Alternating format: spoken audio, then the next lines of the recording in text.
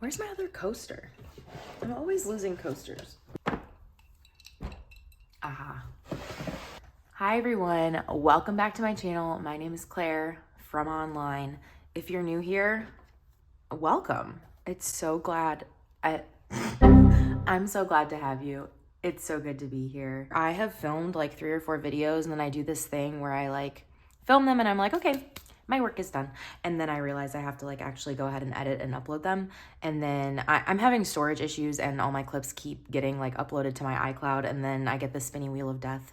And then I went to Colorado to spend the long weekend with my friends and some family.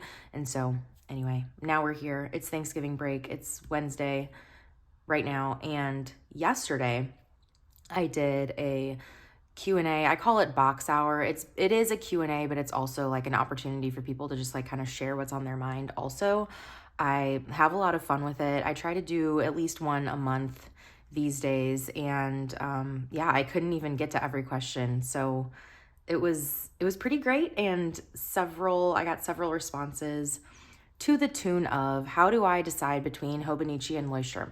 Now, I personally believe, and if you are not new to the journaling or planning community, you know that like these two items are quite different. But to someone who's just starting out, you know, they might not know exactly why, or you know, they might be ready for something new and have tried or have heard of one of these and want some more information before they take that next step. Now, I have also decided in this little video that I promise will not be 40 minutes long to also, of course, include my B6 Common Planner in the discussion, just because that is what I'm using right now. So I guess, I don't know what I'm going to title this video yet, honestly. I don't even know what all we're going to get into. I think my objective with this video is essentially just to not even have a deep dive, but just like a quick overview I get so many specs questions all the time, every day of my life.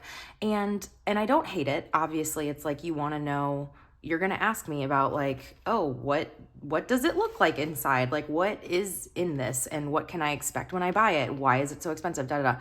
Or, you know, what size? What's the paperweight? I personally, if I were you, I don't know, you do what you want, but I would go to the manufacturer's website and be able to look at all the specs that way. Go to the leuchtturm 1917 website, go to the Hobonichi website. But I understand that sometimes it's really nice to just have that, like, you know, a quick overview all in one place. And I am a visual learner also, and so sometimes it's really nice to have that side-by-side comparison. I know, like, I am confident that there are other videos that truly do a deep dive with like better editing, and it'll show like the website screen grab next to the flip through. I'm not going to be doing that. I'm just going to let you know right now. But hopefully you are here for the vibes and will enjoy this short but sweet, well, maybe short, medium-sized video about the differences between these two lovely journals that I have loved over the past 7 years now for this one right here, and then the past 4 years for the Hobonichi. So without further ado, let's get into it. This right here, and I'm so sorry about my German, is the leuchtturm 1917 hardcover A5 size dot grid. When you hear people say A5, A6, pocket, B6, B5, they're talking about paper sizes, okay? Anyway, so I'm going to flip this open. If you missed my flip through of my bullet journals over the past 5 years, you might want to go check that out because I do a deep dive into all of these. 251 dotted pages, name, address, and then this content section, which is really great. So you can kind of like write about, you know, what subject you are mostly talking about on that page, affirmations, things I'm not proud of but not ashamed to share, disappointed but not surprised. I did like a Whole30 tracker, motorcycle drive-by. It's a Third Eye Blind song. I just like reposted the lyrics. Reposted. Wow, she's so logged on. I rewrote the lyrics. Mood tracker, Chicago memories. Anyway, so you have 3, right? 3 of those pages. And then we go into the dotted pages, and that's all she wrote. This is a journal. This is not a planner. You are responsible for making your own calendars if you so choose. This is great for people who want to flex their creative muscle. These are my friend's addresses from 6 years ago, but still, you just never know. This is how my bullet journals used to look. I really enjoyed the flexibility, and also the undated pages allowed for more freedom. If I skipped a couple days, if I skipped a week or two, whatever, it didn't matter to me because I wasn't like missing out on dated pages. It wasn't like, oh no, I filled up, or I, didn't journal at all in October and it's already October 17th. What do I do? Which my answer to that, of course, is just like find silly little lists to write down, or, collages to paste in on the days that you've missed, but that's an aside. So anyway, this is great. You do not have a monthly calendar. You do not have weekly pages. It is not a planner. It is a journal. It is fabulous. I love it. It comes in, it has its built-in cover basically because it's hardcover. You can throw it around, stuff it in your bag, put vinyl stickers on it. Like, I love leuchtturm 1917 products so much. I have been an avid Hobonichi user since 2021 now, and I find a way, even when I'm not using the cousin as like my main journal, planner, whatever, which I have for, several years, I find ways to incorporate Hobonichi products into my lineup. So like this year, for example, I am using the Sterling Ink Common Planner, but I also picked up an A6 Original to literally just like throw in my bag and use for a planner that is just like really scrappy and, no decor, just like straight up information, writing stuff down, whatever. So I'm not going to get into this today, but I am going to talk about the Hobonichi A5 planner, which they call the cousin. I was in a spring start for a while, but they also, of course, start in January. The spring start does start April 1st, and that's what I did for the first couple years that I used this planner. And this right here is more of a structured planner with dated pages, as well as a monthly calendar, a monthly or yearly overview, and then weeklies, which I really love. So I'm going to try to find some good example pages for you all, so we're not here for 9 hours. Okay, as you can see right here, we have calendar. Here are the monthly calendar pages. I also will grab here. I didn't really use, if you're not new here, you know that I like only sort of used my cousin this year. So I will try to find one that's less busy for an example. The monthly pages do look like this. The Hobonichi A5 cousin does come in both Japanese and English right here. So for 2 years I used Japanese, and then just this past year I had an English version. There are little quotes at the bottom, which, in the Japanese planner, they are in Japanese. The English planner, they are in English, as you can see. And I actually have a video, it's one of my most watched videos. It's called like ways to use your Hobonichi cousin or whatever. So I highly suggest you check that out if you are interested or want to know a little bit more about Hobonichi. But moving into the weekly pages, I love the weeklies so much. They are vertical, so fun. Like, you can be as creative or as functional as you would like to be, or a combination of the two. But other weeks I really enjoyed using it and filling up the whole page. So it's been good. I really do enjoy them.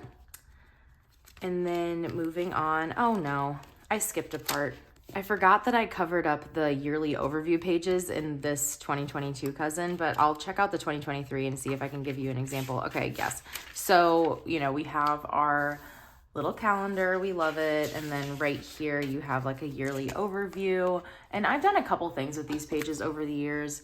I had like a tracker right here, gym, no spend, online, because I was trying to limit like, instead of being like, I'm never using Instagram again, I just wanted to have like offline Tuesday, Wednesday, Thursday, or whatever, coffee out, do hair, meditate, 8 hours of sleep. In the years past, I've done like exercise tracker, I've done weather, I have used this as like a content tracker. Moving on, once you get past the weekly pages, you get into the dailies. Now, every single day has a full page. This is perfect if you want to have a little space to mess around. And at the beginning of every month, you have a little blank page where I know a lot of my friends do, they either, break out the watercolors, or they will work on some illustrations, or they will do a monthly collage. So I know people really enjoy having a page per day. Something else that people really like about the Hobonichi Cousin is that it is, this is definitely not super soft cover, but it has a lot of flexibility and you can manipulate it to work for you when you are journaling. And so as you can see, I kind of flipped it over and, well, that was a little bit too much, but you can have it like this so that it lays flat.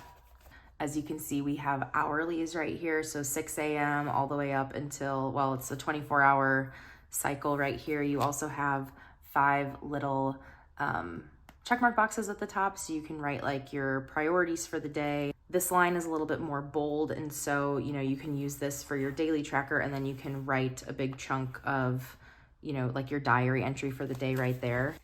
Here's an example of how I would use my daily pages in my Hobonichi Cousin over the past 3 years. I really enjoy it, but I also really love a chock full page. And so that's part of the reason why I elected to move to something a little bit smaller. I spent the rest of 2023, well, if you've been here a minute, you know that I moved into my 2024 planner last month. But for most of 2023, I was in an A6 size journal, the Hobonichi planner, A6 planner. And then this next year, right now, I guess, I'm in a B6, which is just a little bit smaller. So anyway, this is how a typical daily page would look for me in the Hobonichi Cousin. And now, we've taken a look at the leuchtturm, we've taken a look at the Hobonichi. I would say the big differences are that in this one here, this is going to be more of a planner. You have a calendar inside, you have weekly pages where you can list out your priorities and your to-do list, things like that. This is great for people who are wanting to optimize their life, their time, meet goals, set goals. This right here, obviously you can still do those things in here. It's just going to take a little bit more work to prep your journal or planner to become something that's useful for you if you are looking to use this for more than just a diary. It is possible, and I have done here. I'm gonna grab another one of my old bullet journals here. Hopefully I can find what I'm looking for in this one. But here we have, the content pages. And, I went ahead and I did all this myself. So if you are looking to spend a little bit of time doing that and prepping your journal, then yeah, go for it. It's super fun. But if you want something that's like ready to use and where you don't have to like create these pages for yourself, then try out the Hobonichi. I will say something about it. Take a look at these crinkly pages. It's so wonderful when it's all filled up, and the Tomoe River paper is just incredible. And that's people who really like Hobonichi. A lot of people are in it, at least partially because of the paper. It is 52 GSM. It is quite thin. As you can see here on my ink swatch page, like the other side, there's some bleeding going on, some ghosting for sure, but that's okay with me. If I were to use this page, I either would just live with it or would fill it up with something else. Okay, so there you have it, leuchtturm versus Hobonichi. And then for just a special little treat, I'm going to bring out my B6 Common Planner. This is the Sterling Ink Common Planner. It is a full year. Now I have been getting a little bit of feedback on how I am using a planner, and I'm not really planning right now, just in the past, month or two. And that is because although, I yap all the time about how time is fake and like if you want to move into your planner 2 months early, whatever, fine, go for it. No one's stopping you. That is true. However, I'm not a total nut because I will still be using these pages for sure. But you know, blah, blah, time is fake, whatever. I'm going to be using these when the time comes. So it appears that I am not planning in my planner, and that is because the time has not come to use these weekly pages yet, and that is fine. Right now, I'm just kind of hanging out in my dailies. They are undated, and so anyway, I'm happy to end on this note because what I really enjoy about the B6 Common Planner, well, first of all, I'm loving the size. So Hobonichi does not have a B6 planner. And I have never used a B6 size before, and I was just feeling kind of, I don't know. I feel like A6 is really great. It has its limitations though, being so tiny. It can fit pretty much everywhere, and it's so darn cute. I mean, come on, look at this thing. Meanwhile, this right here gives you the space necessary to play around. But the B6 was truly like a Goldilocks situation, where I was like, I just truly need something that's just right. And so B6 seems like the size for me. Again, this is the first B6 planner that I've tried. I think it's too soon to tell, and you know this. It is hard to listen to people. I'm assuming it would be hard to listen to even me being like, this is what I'm gonna be in for the rest of the year, because like planner hopping is a natural part and a natural consequence of like being fully in this hobby and knowing that there are so many different things to try. I feel like I have achieved planner peace with this little guy right here, and I really do feel confident that I will fill it up. However, there's a reason why I still have this little guy in my planner lineup. There's a reason why I have another A5 sized plain undated diary to use when the feeling strikes, you know? So anyway, this will be my planner for this year. A lot of people are wondering why I'm calling it a planner. If I am not planning, again, I will be, just when the time comes. So right here, as you can see, we have a calendar page, very similar to the Hobonichi cousin.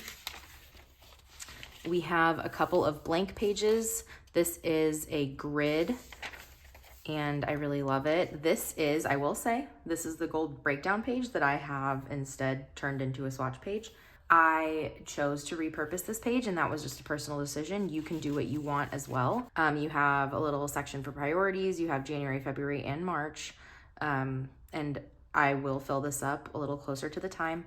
You also have this monthly overview, very similar to the Hobonichi cousin, for every month.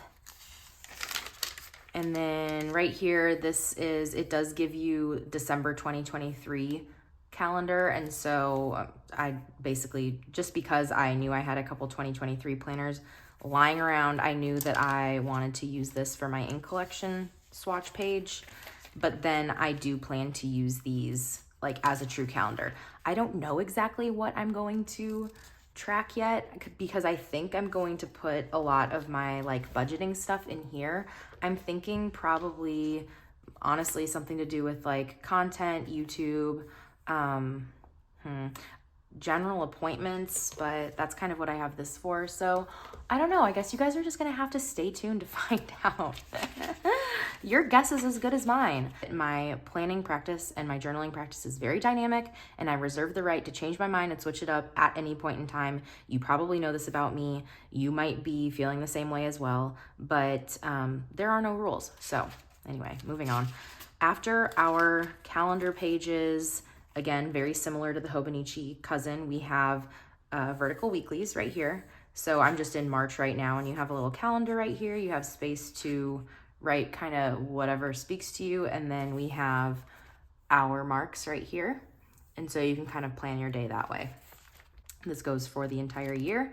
And then after that, we move in directly straight into daily pages. And now, unlike the Hobonichi cousin, these pages are undated. And so that was all I needed. That was the permission that I needed to get right into it on October 9th, I guess, 2023. And something that I did do, yeah. Okay, I did it until at least June, is that I went through, while they are undated, they do have little numbers right here. So this is page 92, AKA April 1st. And so just with a black wing pencil, I went ahead and wrote April, just so I like know whether or not I'm on track.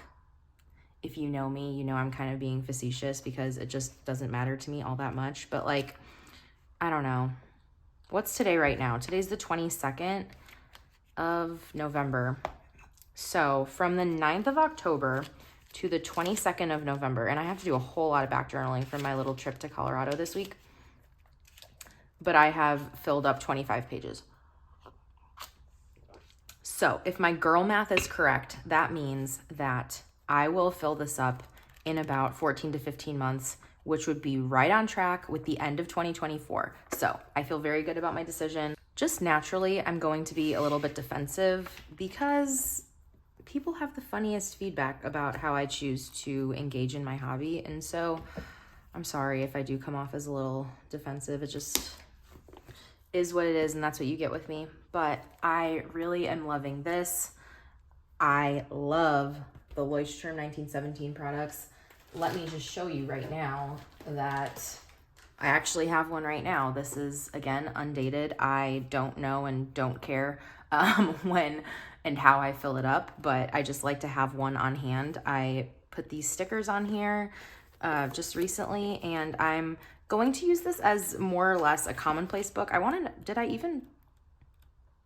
didn't even do anything in here yet. Maybe I will today.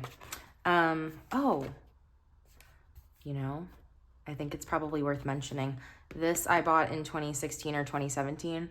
This I bought this year. And it is looking like they changed things up just a little bit. They sure did. So yeah, right here you see that the paper is 80 GSM.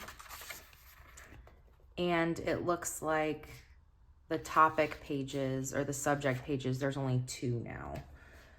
That tracks. Let me go, hold on. Yeah, so like this is how they used to look. Here's a comparison. And you would have 3 of these pages. And now you just have 2.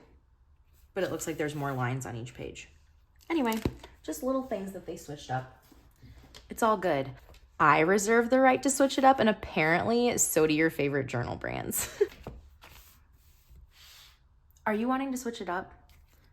Here are some questions to ask yourself.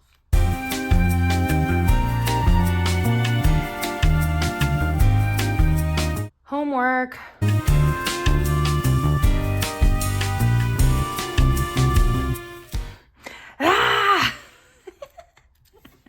Should I just go for it? It's the Claire from Online way. I'm doing it.